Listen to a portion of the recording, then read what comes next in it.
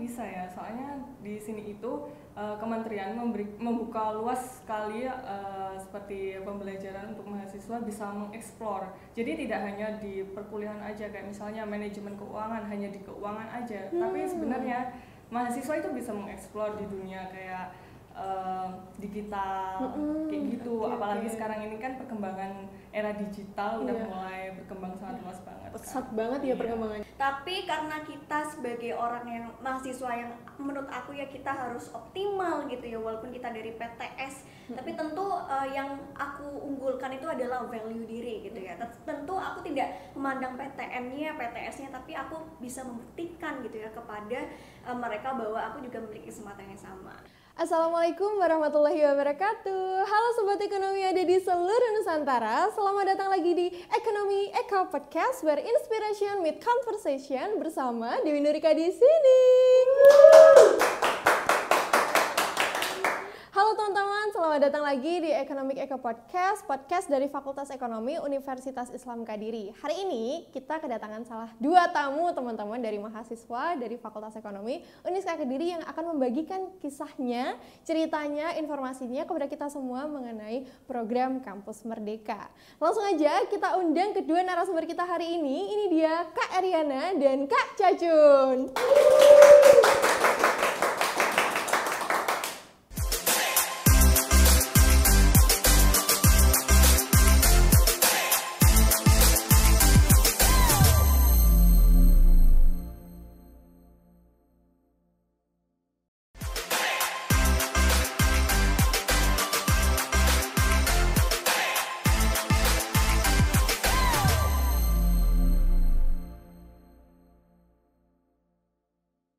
Oke teman-teman, sekarang sudah hadir kedua mahasiswa yang sangat luar biasa hari ini, Kak Cacun dan Kak Ariana. Tepuk tangan dulu untuk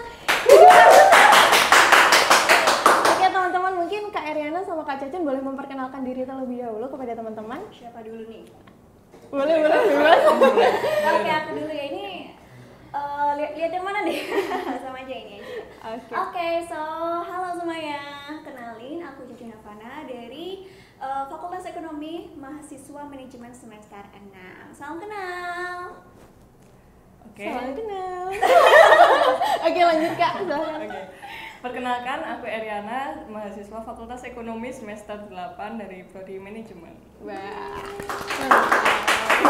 Ini ternyata sudah semester akhir semua ya Kak Cacun sama Kak Ariana. Dan hari ini Kak, aku mungkin mewakili teman-teman yang ada di rumah mau tanya-tanya seputar Kampus Merdeka. Karena aku dengar Kak Ariana sama Kak Cacun ini sebelumnya udah pernah ikut program Kampus Merdeka ya? Oke, kalau aku sih baru pertama kali ini. Oh, baru pertama. Oke. Kalau Oke. Kak Ariana? Kalau aku Kampus Merdeka udah yang kemarin, tahun kemarin, sama yang sekarang ini ikut Magenta. Oh, makin tahu, keren banget. Oke, tapi kalau Kak Ariana itu kemarin itu ikut yang apa Kak? Yang kemarin tuh? Yang kemarin itu ikut studi independen di sekolah ekspor. Kalau Kak Cacun? Nah, kebetulan aku juga ikut studi independen semester ini di Sekolah Ekspor Lakore. Itu masih satu yayasan ya kalau nggak salah ya, dengan sekolah ekspornya yang pernah diikuti sama Kak Irina. Oh, berarti kurang lebih sama ya? Iya, mirip-mirip, tapi kalau sekolah ekspor Lakore itu lebih ke produk fashion, sedangkan kalau yang Kak Ariana itu lebih ke Rempah. betul sekali, produk rempah seperti ini. gitu. Jadi memang konsentrasinya aja sih yang agak berbeda, tapi sama-sama pengen mengembangkan produk-produk agar bisa dieksporkan gitu. Wih, keren banget. Iya, BTW aku juga sekarang lagi ikut studi independen juga. Gimana tuh skill-skill dia dong, Kak? Gimana Tom? Oke. Aku juga ikut di tahun ini, di batch ini yang studi independen juga, cuman aku di bisnis intelijen gitu. Wow, keren banget. Oke, aku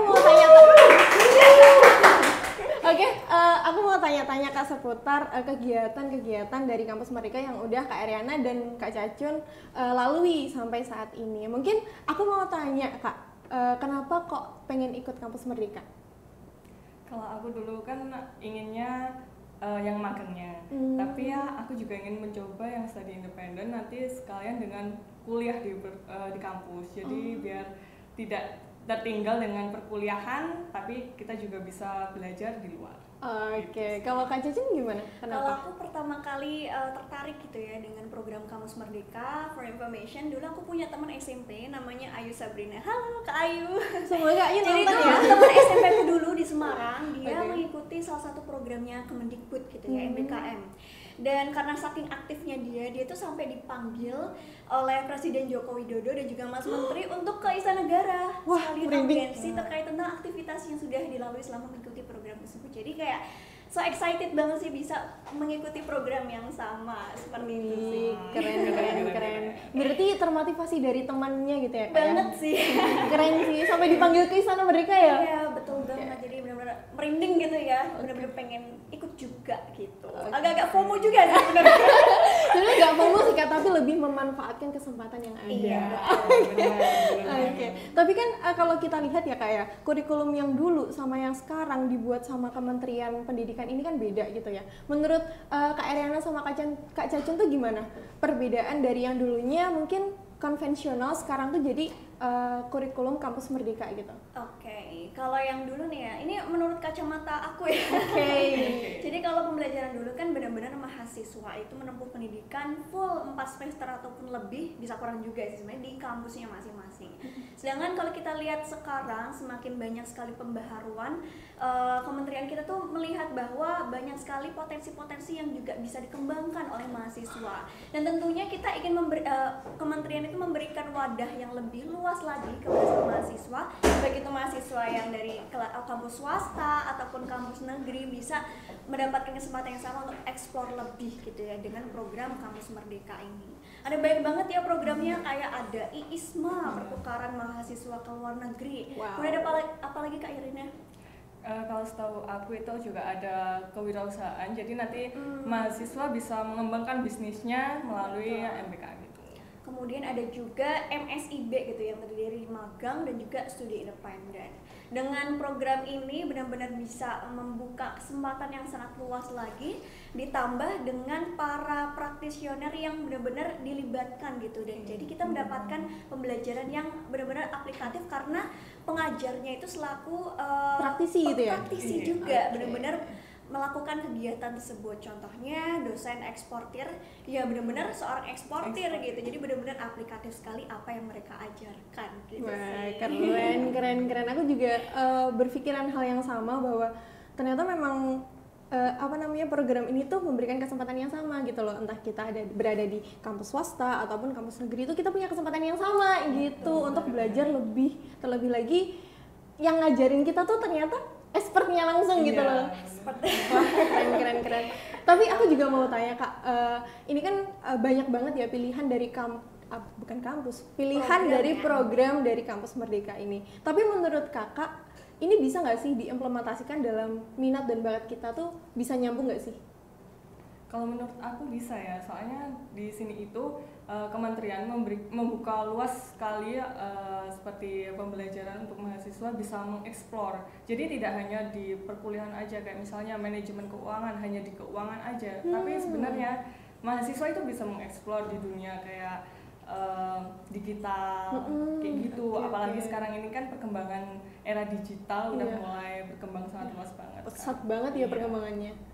Oke. Kalau dari Kak Caca sendiri? Kalau aku tentu bisa banget ya, kita bisa benar-benar memaksimalkan minat kita walaupun di luar dari bidang studi yang kita ambil gitu selama masa perkuliahan. Jadi kemarin aku sempat ikut salah satu kelas upgrading yang didatangin langsung oleh kepala MSIB, dan beliau Wow. waktu itu saya tanyai gitu, aduh sangat merindingnya ya. Oke. Benar-benar keinget masa-masa waktu aku bertanya gitu sama Oke. beliau, benar-benar merinding banget. Oke. Jadi saya bertanya, kenapa sih program Kampus Merdeka itu menyediakan program yang benar-benar bisa mewadahi semua minat-minat yang mungkin sangat jauh gitu, dan Iya. dengan bidang studi yang sedang ditempuh gitu. Ternyata Iya. memang salah satu goals utamanya kita pengen mencetak generasi yang generalis gitu. Kita terbuka dengan banyak bidang, kita semakin banyak memperbanyak skill gitu ya, karena kita tidak tahu nantinya kebutuhan pekerjaan itu seperti apa. Barangkali ada beberapa pekerjaan yang nantinya itu sudah tidak relevan lagi dan setuju, hilang gitu. setuju. Jadi kita itu benar-benar jadi pribadi yang tidak terkotak-kotakan akan hanya misalkan nih aku anak manajemen, cuman belajar manajemen doang gitu, tapi kita juga bisa belajar lebih untuk mendapatkan kesempatan yang lebih luas lagi. Benar. Setuju. Karena kan memang perubahan tuh pesat banget sekarang ya, dengan adanya berbagai perubahan teknologi, globalisasi itu jadi permintaan akan pekerjaan itu berubahnya tuh cepet banget gitu. Jadi aku setuju sih sama statementnya dari Kak Cacung tadi. Pertanyaannya yang kakak ajuin ke siapa tadi, Kak? Ke kepala MSIB. Wah, keren banget, keren. Tapi aku pernah dengar dulu Kak Eriana tuh sempat menjabat sebagai ketua BEM ya Kak ya, BEM Fakultas. Dan Kak Cacung juga punya kegiatan lain gitu, tutor bahasa Inggris kalau nggak salah ya, benar ya? Wah, keren banget. Wow, guys, mahasiswa Fakultas Ekonomi ternyata sekeren ini. Itu kalian gimana manajemen waktunya gitu? Pada saat ikut program Kampus Merdeka iya, kuliah juga iya, terus kegiatan lain juga iya, itu gimana cara kalian manajemen waktunya? Oke, terkait manajemen waktu ya teman-teman ya. Jadi tentunya kita tuh harus benar-benar memaksimalkan 24 jam kita itu dengan berbagai macam kegiatan yang kita punya gitu ya. Walaupun kita ingin mengembangkan hal lain, tentu kita harus menuntaskan dulu kewajiban kita. Sebagai mahasiswa yang mengikuti program studi independen, pastinya kita ada tanggung jawab gitu ya, mengikuti kelas, kemudian mengerjakan tugas bersama tim kita gitu ya. Dan juga kegiatan lain yang aku ikuti seperti menjadi tutor di Kamu Inggris, kemudian ikut volunteering dan sebagainya. Tentu semua kegiatan itu aku arrange dulu nih, semacam buat to-do list setiap harinya. Jadi aku sebelum tidur tuh selalu buat to-do list. Kira-kira apa saja sih yang harus aku lakukan di esok hari gitu ya. Kemudian aku juga urutkan sesuai dengan skala prioritas dan juga deadline-nya. Kira-kira mana nih yang paling urgent dulu, mana yang paling mepet deadline-nya, dan mana yang paling harus segera dilaksanakan tuh aku urutin paling atas biar segera mungkin diselesaikan di awal-awal hari ketika energi kita masih prima-primanya gitu ya. Baru nanti kalau udah menjelang sore ataupun malam itu tinggal melaksanakan hal-hal kecil yang menjadi pencapaian-pencapaian kecil kita. Dan jangan lupa setelah itu kita harus ngelihat progresnya itu seperti apa sih dalam dalam keseharian. Kita evaluasi juga apakah satu hari itu produktivitasnya itu sudah cukup baik, kira-kira performanya berapa persen, dan kita jadikan sebagai bahan evaluasi untuk to-do list kedepannya. Kira-kira mana yang lebih worth it untuk kita arrange-kan gitu sih. Kalau Kariana gimana nih? Bener, sama aja sih ya, aku sama Kak Cacun. Soalnya dari skala prioritas itu kita kan juga tahu mana yang tanggung jawab kita yang utama sendiri, itu kan pasti di perkuliahan kita. Jadi kita harus mengimbanginya. Mengimbanginya. Setuju. Keren. Tapi menurut kalian seberapa pengaruh relasi yang sampai saat ini Kak Cacun ataupun Kak Eriana bangun untuk ada di titik ini gitu? Oke, seberapa penting ya? Iya, seberapa penting. Tentunya penting banget ya, relasi itu sangat-sangat urgent sekali. Apalagi kalau misalnya kita ingin mengembangkan karir, kita butuh orang. Karena tentunya untuk meningkatkan karir kita butuh ya jejaring relasi gitu ya. Istilahnya orang dalam, tapi sebenarnya itu relasi guys. Jadi tentunya banyak banget cara ya untuk mengembangkan relasi kita. Salah satunya dengan mengikuti program Kampus Merdeka sendiri. Karena di Kampus Merdeka, dengan kita mengikuti programnya kita bisa ditemukan berada dalam satu forum dengan berbagai macam mahasiswa dari latar belakang yang berbeda, dari kampus yang berbagai macam gitu ya. Jadi preferensi kita tuh semakin luas lagi, cara pandang kita terhadap satu topik itu semakin luas gitu ya. Jadi penting banget. Jujur aku bisa ikut banyak sekali program itu kan dari lihat rekam jejaknya teman-teman aku gitu. Kalau misalnya aku nggak punya relasi yang keren-keren, ya aku nggak tahu gitu harus bagaimana untuk menjadi sekeren mereka. Jadi sepenting itu ya menurut Kak Cacun. Walaupun mungkin nggak terlalu keep in touch gitu ya, tapi kita dengan melihat aktivitas mereka kita menjadi punya gambaran gitu. Ini kegiatan yang worth it nih untuk dilakukan gitu, atau dan sebagainya. Tapi kalau dari Kak Eriana gimana Kak? Sepenting itukah relasi? Kalau menurut aku penting banget ya, apalagi kita kan mahasiswa. Nah setelah kita menjadi mahasiswa itu kan kita pastinya akan ingin bekerja ataupun membuka usaha. Nah dari situ aku juga belajar di magang ini, yang mana aku itu sering kayak duduk dengan para manajer-manajer dari tempat magang. Nah itu mereka itu juga memberikan aku itu kayak mindset yang mana jadi lebih berkembang. Yang awalnya mahasiswa itu hanya pikirannya hanya di perkuliahan terus nantinya akan bekerja kayak gitu, enggak, tapi mereka itu lebih luas lagi. Jadi yang mana kita pikirkan hanya sedikit, tapi mereka itu udah melebar kemana-mana gitu. Oke, jadi bener ya kata Kak Cacan, preferensinya tuh jadi lebih luas lagi bener, gitu. Aku bener juga banget. setuju sih. Tapi sejauh ini Kak Eriana dan Kak Cacan ikut Kampus Merdeka, ada nggak sih impact pertambahan relasi dari yang sebelumnya misalkan 50 jadi 70 atau gimana gitu? Ada nggak sih? Bertambah nggak sih? Bertambah pasti. banget ya. Oke, walaupun jauh-jauh tapi tetap masih bisa dapat gitu ya koneksinya dari mereka. Iya benar. Oke.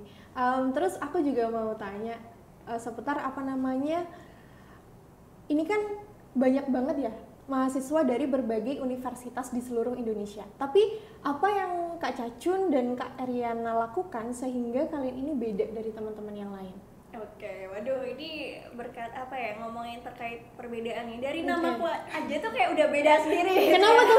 Kenapa kok beda namanya? Oke, Beda. karena kayak aku tuh punya nama yang benar-benar unik. Jadi kadang ya kalau misalkan seleksi administrasi atau di forum tuh lebih mudah ternotis gitu ya. Oh, Karena gitu. nama aku benar-benar kayak the one and only gitu. Oke. Alhamdulillah ya, suatu keberkatan buat aku, dan menurut aku ini sebuah privilege juga sih. Jadi ketika kita punya keunikan, ditambah lagi kita punya value diri, tentunya jalan untuk mendapatkan kesempatan tuh semakin luas lagi. Nah, pada kegiatan studi independen di Sekolah Ekspor Lakore ini, alhamdulillah aku diberi kesempatan oleh Sekretariatan Lakore untuk menjadi tribe atau ketua angkatan. Wih. Dimana nggak expect banget ya. Padahal banyak banget mahasiswa yang lebih keren dari perguruan tinggi yang mungkin top 5 Indonesia gitu. Ada UGM, ITB, UNER gitu ya. Tapi karena kita sebagai orang yang mahasiswa yang menurut aku ya kita harus optimal gitu ya, walaupun kita dari PTS, tapi tentu yang aku unggulkan itu adalah value diri gitu ya. Tentu aku tidak memandang PTN-nya, PTS-nya, tapi aku bisa membuktikan gitu ya kepada mereka bahwa aku juga memiliki kesempatan yang sama. Dengan cara apa? Dengan cara aktif ketika di kelas, kemudian juga profesional, kreatif, kontributif gitu. Jadi alhamdulillah sekretariatan pun notice dengan adanya semangat yang besar gitu ya dari mahasiswa kupu-kupu ini. Ya enggak lah. Jadi alhamdulillahnya juga diberikan amanah untuk menjadi ketua angkatan pada Sekolah Ekspor Lakore. Keren Keren banget. banget. Kalau Kak Ariana? Kalau aku sendiri sih kan aku juga dari PTS ya, kita kan sama-sama PTS. Nah itu pernah sih kayak insecure sama saingan yang mana kan di magang itu kan hanya diambil hanya 15 mahasiswa aja. Nah waktu itu saingan aku itu dari PTN. Gitu. Nah, Terus waktu mau seleksi itu kayak datang nggak gitu. Offline Kak atau online? Offline, seleksinya wawancara itu secara offline. Oh gitu. Jadi kayak aduh kayaknya enggak deh, kayaknya nggak bakal diambil deh ini. Terus Kak, terus. Tapi kok kepo, kayak gimana wawancaranya itu. Jadi ya udahlah datang dulu, nanti untuk hasilnya akhiran aja lah, entah itu gagal atau enggak. Kan kalau kegagalan itu nanti kan membawa keberhasilan di lain waktu. Oke, ya kan? siap. Quotes baru guys. Oke, terus ya, terus. Dan jarak 5 hari itu ternyata malah diambil. Jadi dari situ tuh kayak wow banget kan. Wah, Ini nggak mungkin, tapi ya alhamdulillah lah bisa diambil dari saingannya PTN. Ternyata PTS itu juga bisa banget bersaing, apalagi Uniska ya.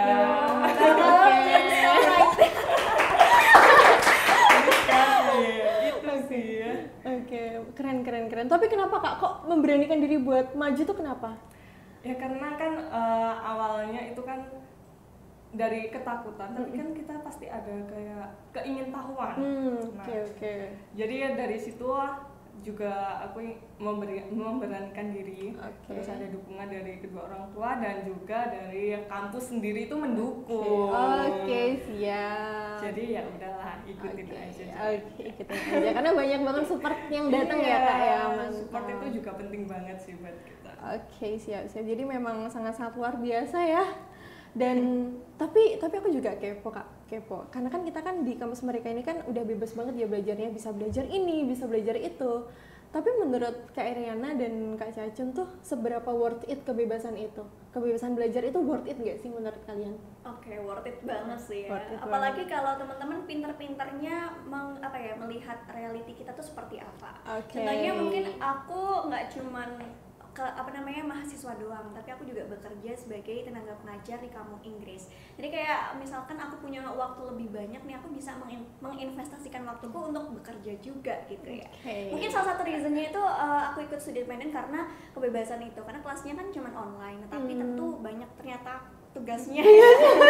Oke, dan selain itu karena kita dibebaskan untuk belajar dimanapun gitu ya. Jadi aku bisa sambil mengikuti banyak sekali kegiatan. Salah satunya kemarin waktu aku mengikuti studi independen ini, aku juga sempat nih mengikuti volunteering di Lombok, Nusa Tenggara. Wah, dimana sinyalnya itu susah sekali karena lagi berada di area blank spot gitu ya. Sampai waktu malam-malam nih aku bener-bener ngerusuhin kepala sekolah buat minta join wifi gitu, saking susahnya sinyal di sana. Tapi alhamdulillahnya waktu mengikuti kegiatan itu diperlancar, banyak sekali warga yang membantu, dan dari sekretariat Lakore pun tentu melihat wah ini effort sekali, malah langsung ditelepon, Kak jadi ketua angkatan ya gitu. Itu sejarahnya kayak mind blowing banget gitu ya. Tentu itu privilege banget ya, kita punya keleluasaan mau belajar dimanapun dan kapanpun. Selain itu juga kita bisa mengoptimalkan waktu yang ada gitu ya, di sisa-sisa waktu yang mungkin masih ada sedikit-sedikit gitu ya, mungkin bisa ikut freelance, mengambil tawaran jadi endorsement ataupun kerja di bidang apapun lah bisa pokoknya ya. Pinter-pinternya kita memanfaatkan waktu sih. Benar banget. Apalagi kan mahasiswa kan nggak hanya itu tadi belajar, tapi kan kita juga harus mengeksplor semuanya kalau bisa. Iya, karena kan kita nggak punya kesempatan yang sama ya kan, nanti kalau kita udah lulus mungkin kesempatannya udah beda gitu. Betul, nyesel ya. Iya, belum tentu kan kalau misalkan nanti kita lanjut S2 kita dapat kesempatan kampus mereka kan belum tentu ya. Iya, apalagi dia mau beralih ke pemimpinan. Iya. Dekat dia apakah dilanjutkan atau tidak. Nah, iya benar-benar kayak gimana ya, nanti ada lagi nggak ya gitu. Iya, aku juga berpikiran hal yang sama gitu, dan sangat-sangat luar biasa berarti ya manfaatnya waktu itu. Tapi tadi kan Kak Iriana sempat mention ya soal gimana disupport sama dosen ataupun dari fakultasnya. Itu seberapa suportifkah dosen-dosen dari Kak Iriana dan Kak Cacun dalam menyikapi mahasiswanya ketika ada mahasiswa yang mau ikut keluar gitu, belajar di luar tuh gimana respon dari dosen-dosen ataupun dari fakultas sendiri?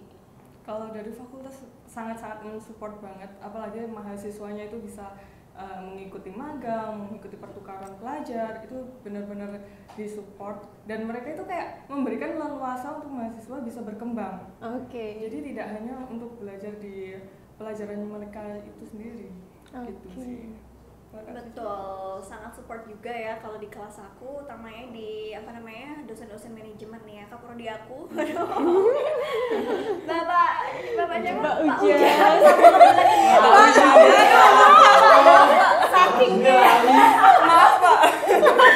Ya saking benar-benar sangat-sangat senang banget punya kaprodi yang sesuportif itu seperti Pak Ujang, karena beliau ini walaupun ya kita tuh butuh banget misalkan ya dalam pemberkasan atau dalam proses ketika kita mendaftar program-program di luar itu kan pasti butuh banget bantuan mereka ini ya. Kadang kita tuh ngerepotin mereka di malam hari ya, nggak sampai jam 8 banget gitu ya, untuk mendapatkan informasi yang mungkin hanya beliau-beliau saja gitu ya yang mengetahui. Jadi tentu aku rasa semua dosen yang ada di Fakultas Ekonomi ya khususnya itu benar-benar support banget mahasiswa untuk bisa mengikuti program-program yang ada di luar gitu, dan itu menjadi poin plus ketika nanti dikonversi ke IPK juga. Menurutku banyak sekali ya teman-teman yang aktifnya itu di luar, IPK-nya juga aman gitu. Jadi tentu belajar ini nggak cuman yang penting absen full enggak ya, tapi seberapa kita tuh bisa berdampak kepada mahasiswa dan juga fakultas kita. Apakah kita bisa menginspirasi mereka, apakah kita bisa menunjang upgrade mahasiswanya, itulah yang menjadi poin plus gitu ya. Jadi nggak cuman sekedar kita tuh aktif aja di kelas, yang penting sekolah, yang penting apa namanya absennya full, enggak itu doang nilainya. Jadi sangat membantu ya, supportnya sangat luar biasa. Aku juga merasakan hal yang sama.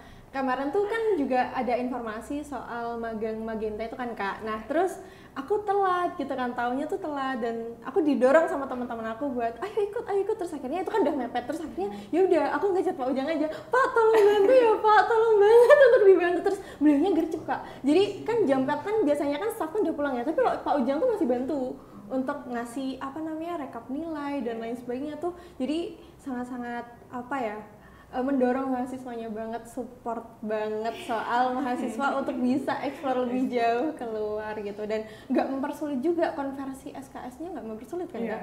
Sangat-sangat dimudahkan gitu. Mantap sekali ya, keren. Tapi Kak sejauh ini mengikuti kegiatan Kampus Merdeka ini bisa nggak sih membantu dalam menemukan visi hidup dari Kak Cacun dan Kak Eriana sendiri? Oke, kalau aku sendiri tentu terbantukan ya, apalagi dengan adanya kelas-kelas upgrading yang disediakan oleh Lakore sendiri. Jadi di sekolah Lakore ini kita 4 hari belajar fokus terkait tentang ekspor, dan 1 harinya biasanya di hari Kamis atau Jumat tuh kita ada kelas pengembangan gitu yang diisi oleh para guest, apa namanya istilahnya kayak guest coach gitu ya. Kemarin aku dapat insight baru terkait bagaimana sih cara untuk mempersiapkan karir dan juga bisnis oleh Pak Nur Hadi gitu. Pak Nur Hadi merupakan kepala bidang pengembangan riset atau apa gitu, kayak saya kurang paham sih. Tapi beliau tuh menyebutkan bahwa kalau misalnya kita belum tahu nih kita tuh mau apa namanya visinya seperti apa dalam hidup ini, kita harus benar-benar apa namanya breakdown lagi nih, kira-kira apa saja sih minat kita. Jadi ada yang namanya I grow gitu. I-nya itu intention. Kira-kira minat kita tuh di bidang apa sih? Apakah sesuai dengan jurusan kita atau tidak? Kalau misalkan tidak, mungkin kita bisa cari opportunity lain. Kemudian ada goals gitu ya. Goals itu kira-kira tujuan kita tuh bakal menjadi apa sih berdasarkan minat yang kita punya gitu. Misalkan aku anak mahasiswa manajemen pemasaran, kira-kira goalsnya nanti bakal jadi apa sih? Apakah jadi manajer, apakah jadi eksportir, entrepreneur, ya itu disesuaikan dengan minat kita. Kemudian ada juga reality, kita lihat nih realitas sekarang itu seperti apa sih, apakah kita sudah selangkah menuju goals kita atau masih sangat jauh gitu ya. Tentu kalau misalkan kita rasa masih sangat jauh, kita harus mencari nih cara agar kita lebih cepat lagi untuk meraih apa namanya tujuan besar kita.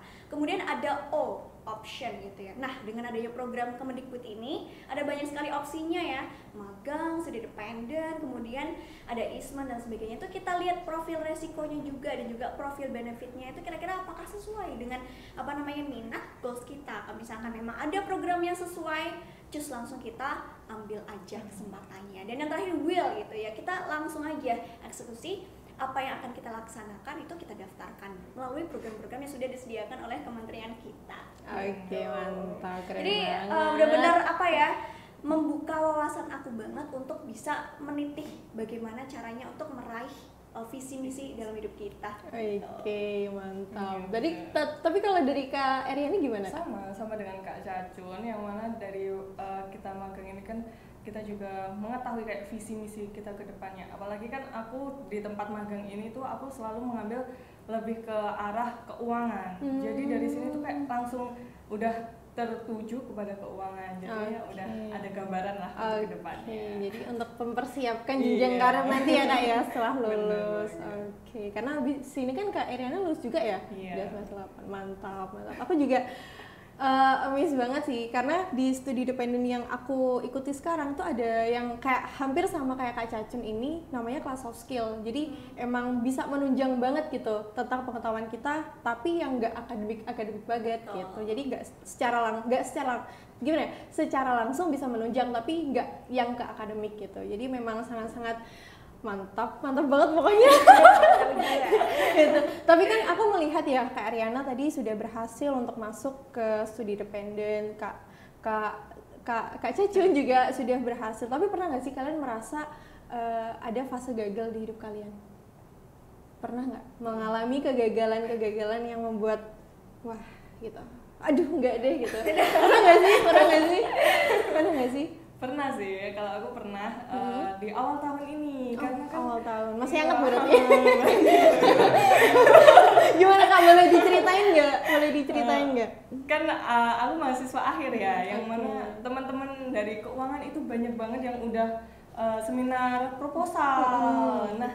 Dan saat itu aku itu kayak ngerasa down banget, yang mana aku kayaknya aku nggak bisa deh gini. Kok gitu Kak? Terus. Karena di situ waktu itu awal tahun itu aku sedang melakukan audit mengenai keuangan yang ada di perusahaan. Nah jadi di bulan-bulan itu benar-benar kacau banget, tapi untungnya punya teman yang support banget.